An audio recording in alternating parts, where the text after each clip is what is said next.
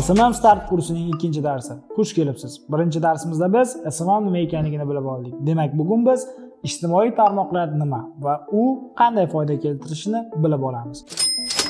O'zi ijtimoiy tarmoq nima degan savolga bu muloqot qilish uchun, ko'ngil yozish uchun va tanishish uchun insonlar kiradigan ijtimoiy platformalar hisoblanadi va hozir yaqindan boshlab bu brendlarni targ'ib qilish uchun juda zo'r vosita hisoblanadi. Nima deb o'ylaysiz? O'zbekistonda qaysi ijtimoiy tarmoqlar mashhur? Albatta, birinchi navbatda Telegram. Telegram ijtimoiy tarmog'ining 2018-yilgi ma'lumotlariga qaraganda O'zbekistonda 19,5 million inson Telegram ishlatishadi. Bu juda katta ko'rsatkich. O'zbekiston aholisi 35 million bo'ladigan bo'lsa, 19,5 million bu deyarli qariyb 70% aholi deganidir. Ikkinchi navbatda bu Facebook va Instagram. O'rtacha olganda Facebookda 5-6 million, Instagramda ham xuddi shuncha auditoriya mavjud va bu auditoriya asosan yoshlar va yoshi katta insonlardan tashkil topgan. Keyinchalik esa bu TikTok.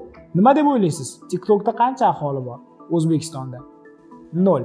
Nega unday deb o'ylaysizmi?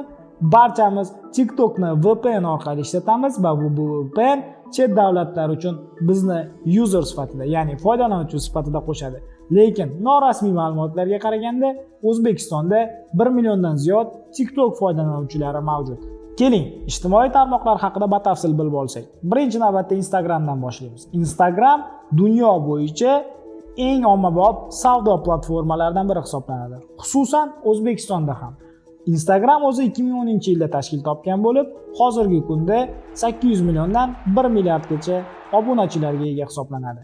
Instagram foydalanuvchilarining deyarli 71% 35 yoshgacha bo'lgan insonlar hisoblanadi. Ko'rib turganingizdek, 35 yoshgacha bo'lgan insonlar demak, ko'proq Instagram orqali yoshlar uchun tovar va mahsulotlarni, servislarni sotib oladi. Yana bir gap, Instagram ayollar uchun juda zo'r platforma hisoblanadi. Agar sizda mahsulotingiz ayollarga yoki bo'lmasam servisingiz ayollarga mo'ljallangan bo'lsa, siz Instagramda bo'lishingiz shart. Oddiy bir kafeni misolida oladigan bo'lsak, siz kafeni Instagramda yuritishingiz kerak bo'lmoqda. Keyingisi bu albatta Facebook. Facebook ijtimoiy tarmog'i 2004-yilda Mark Zuckerberg tomonidan ishlab chiqilgan va bu ijtimoiy tarmoqda asosan O'zbekistonda kattalar foydalanishadi. Statistik ma'lumotlarga qaraganda 50 yoshdan 64 yoshgacha bo'lgan insonlarning 65% Facebook ijtimoiy tarmog'ini ishlatib kelishadi. Va Facebookda hozirgi kunda 80 milliondan ortiq biznes sahifalari mavjud. Instagramda esa 25 milliondan ortiq hisoblanadi. Telegram u ijtimoiy tarmoq emas, messenger hisoblanadi. Lekin oxirgi paytlarda Telegram turli xil funksiyalarni qo'shayotgani sababli bu ijtimoiy tarmoqqa o'xshab ketmoqda. Misol uchun, voice chat, video chat yoki bo'lmasam yaqindagi insonlarni qidirish uchun search nearby, konferensiyalar, har xil SMS ga reaksiyalar qoldirish tugmachalari bo'lgani uchun ijtimoiy tarmoqqa tobora yaqinlanib bormoqda. O'zbekistonda Telegramni juda ko'p insonlar ishlatishadi. Aytib o'tganimizdek, bu 19,5 million insonlar. Telegramning eng zo'r tomoni bu maxfiyligi.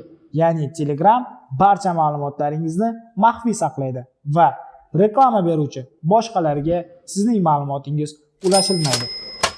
TikTok 2016-yilda Xitoyda paydo bo'lgan ijtimoiy tarmoq platformasi. TikTok shiddat bilan qiziqarli videolar bilan insonlarning ongiga kirib bormoqda. O'zbekistonda 2019-yil, 2020-yilda juda tez rivojlandi va hozirgi kunda blokda sanaladi. TikTok auditoriyasining asosiy qismi Z avlod. Z avlod deganda biz nimani tushunishimiz kerak? Bu 1997-yildan 2005-yilgacha bo'lgan insonlar hisoblanadi. Ya'ni TikTokda asosan 97-yildan 2005-yilgacha bo'lgan foydalanuvchilar o'tirishadi va foydalanishadi. TikTok auditoriyasi borgan sari yoshi katta insonlarni ham qamrab olmoqda. Shuning uchun buni ham ijtimoiy tarmoq sifatida siz ishlatishingiz zarur hisoblanadi. Misol uchun, oddiy misol, TikTok brendni tanitish uchun juda zo'r platforma hisoblanadi. Oddiy misol, agar siz Habiline bilan bitta video qiladigan bo'lsangiz, quyidagicha TikTokingizda sizning brendingiz albatta dunyo bo'yicha tanilib ketishi hech gap emas. Barchaga assalomu alaykum. Bizga nima kerak? Kontakt buttonda, ya'ni kontakt, ya'ni telefon qilish tugmasini qo'shishimiz kerak. Uni qanday qo'shamiz? Edit profilga kiramiz va eng pastida Contact Options degan joy mana. Contact Options degan joy bor. Nomer qo'shganinglarga amin bo'linglar, ko'ringlar, nomer qo'shishinglarmi yo'qmi. Qo'shgandan keyin undan keyin Profile Display degan joy bor. O'sha joyda nimani qo'shay? Display Contact Info degan shunda yoqib qo'ysanglar, mana call yoki email turibdi. Email menga kerak emas desanglar, shunday kirasizlar-da, emailni o'chirib tashlaysizlar, mana bu yerdan bo'ldi. Faqat telefon nomer qoladi shunda sizlarda. Mana kirganda faqat callni bosiladi va telefon nomer to'g'ridan-to'g'ri o'tib ketadi. Mana telefon nomer to'g'ridan-to'g'ri o'tib ketyapti. Bo'ldi, qolgan narsalar kerak emas. Bu profilni ochish, birinchi blok UI vazifasi mana shunday edi, ya'ni profil ochib, Instagramda profil ochib berish. Rahmat hammaga, shunday qilib profil ochdinglar hisob. Agar mana shu narsani tezroq o'rgansanglar, rahmat hammaga.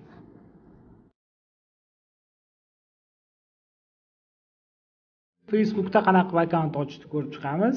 Mana birinchi navbatda Facebookdan chiqib ketganingizda, ya'ni mobilniy prilojeniyasini yuklab olinglar. Bu mobil ilovasini juda qulay. Brauzerdan qilsam bo'lmaydimi degan savolga, brauzerdan ham xuddi mana shunday yo'llar orqali qilinadi. Bir xil. U joyda ham, bu joyda ham faqatgina vizuali har xil bo'lishi mumkin. Sababi siz kompyuterda yoki telefonda brauzerda ochganingizda Facebook boshqacha ko'rinishi mumkin. Mobilniy prilojeniyada esa bunday ko'rinadi.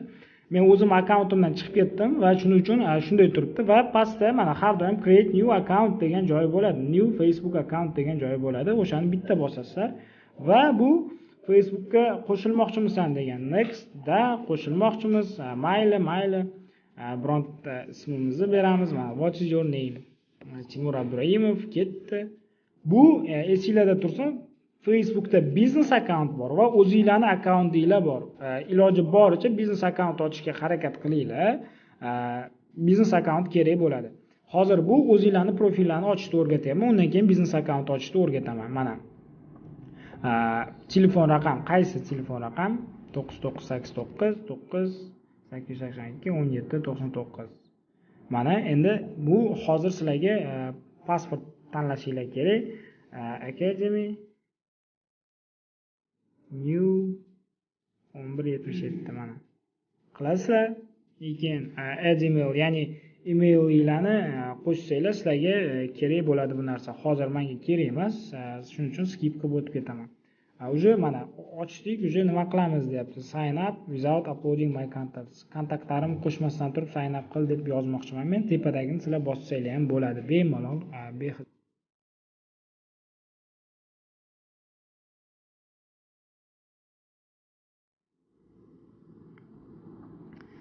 Mana ko'rganinglarda bu profil uchun qilgan rasm, ya'ni o'sha narsani profil uchun qo'yiladigan rasm, bu biznes profil.